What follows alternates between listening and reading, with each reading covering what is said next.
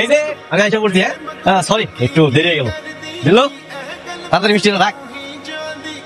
আচ্ছা আমি পলাশ, আর আপনার নাই কিন্তু আমার কথা আপনারা জানাইস। সে তো দেখে বুঝতে পারছি। বসো বসো।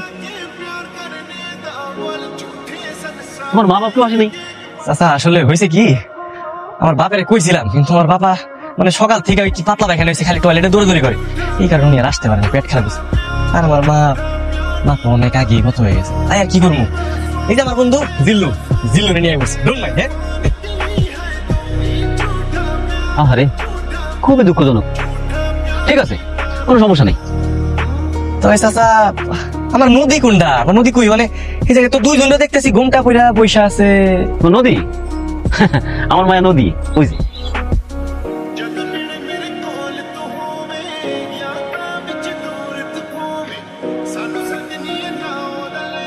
আর এইটা হইলো আমার নজু লেখা। ওরা দেখতে আসছে এই যে এই ভাই সাহেব। ও ভাই সাহেব নাকি? ভাই সাহেব দেখে আমার লজ্জা পাইতেছে। আরে ভাই সাহেব একটু ঘুমটাটা খুলে দেখেন না। গো আপনারা দেখি লজ্জা ভাই আমার। এই ভাই সাহেব তাকান এদিকে, তাকান। তুমি চাচা? আপনি? আমি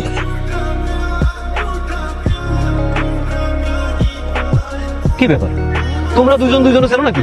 না, আমি ওরা চিনি না। আমি খুব ভালো করে চিনি না রে। আমার চিনো? জি চিনি। চলেন আপনার আমার কথা শুনেন। উঠেন কোথায়? উঠেন। আজকে তুই কেমন করে?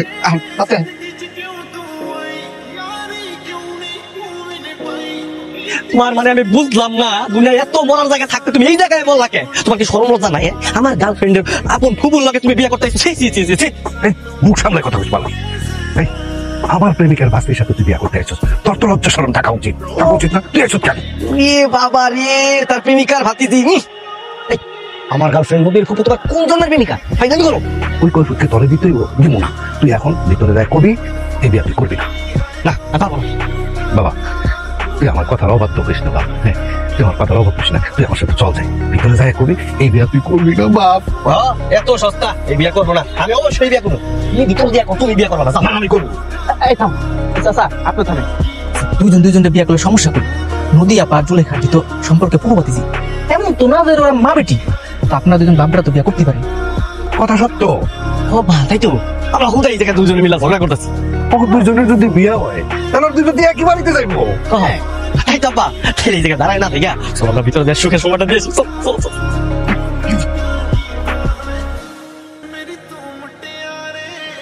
ভাই সাহেব আপনার মেয়ের সাথে এই ছেলের বিয়ে দিয়ে দেন। ছেলে খুব ভালো আমি জানি, আমার কোনো আপত্তি নাই। জি চাচা, উনি হলো কিন্তু অনেক ভালো। আপনার বোনের সাথে ওনার বিয়েটা দিয়ে দেন, আমার কোনো আপত্তি নাই। সবই তো ঠিক বলতাম, কিন্তু তোমাকে দুজন সম্পর্ক কি? আর এই জায়গায় আপত্তি অনাপত্তির প্রশ্ন আসে কেন? আসলে চাচা হয়েছে কি, আমরা সম্পর্কে ভাবছিলি। ওই যে আপনার কইছিলাম না, আমার সকালবেলায় যে আমার বাপের পেটে সমস্যা হয়েছিল, পেটে অসুখ, এটাই সেই বাপ।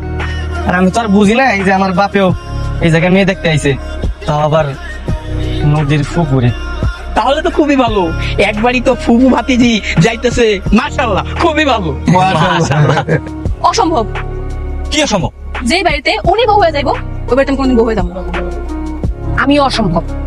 যে বাড়িতে সে বউ হয়ে যাইবো, ওই বাড়িতে আমি বউ হয়ে যাওয়া তো দূরের কথা, ওই বাড়ির দিকে আমি ফিরাও তাকাবো না। হ্যাঁ আপনারা এগুলো কি কইতেছেন? আপনারা না দুইজন আপন ফুফু ভাতিজি, তাহলে এগুলো কি কইতেছেন? আমি তো কিছু বুঝতেছি না, মাথা খেতেছে না। এই যে এরা আপন ফুফু ভাতিজি হলেও এরা ওদের সাপ মানে উলে। ওরা এতদিন তো অপেক্ষা ছিল যে কোন দিন কোন সময় বিয়ে হয়, বিয়ে হলে দুজন দুই এলাকায় চলে যাবে, তখন একে শান্তি হবে।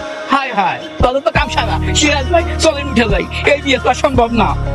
খারাপ আপনি নদী তুমি তো ভাইবা দেখো না, কি করতেছো তুমি এগুলো? এত সহজে বিয়েটা ভেঙে দিবে তুমি? আমি এমনি দিয়ে ভেঙে দিই। যেই বাড়িতে এই মহিলা যাইবো, বউ ইয়া ওই বাড়িতে আমি যাবো। জুলেখা তুমিও? হ্যাঁ আমিও। তাহলে তো দেখা দেখি করবো শেষ। আপনারা যান, বাড়িতে যান।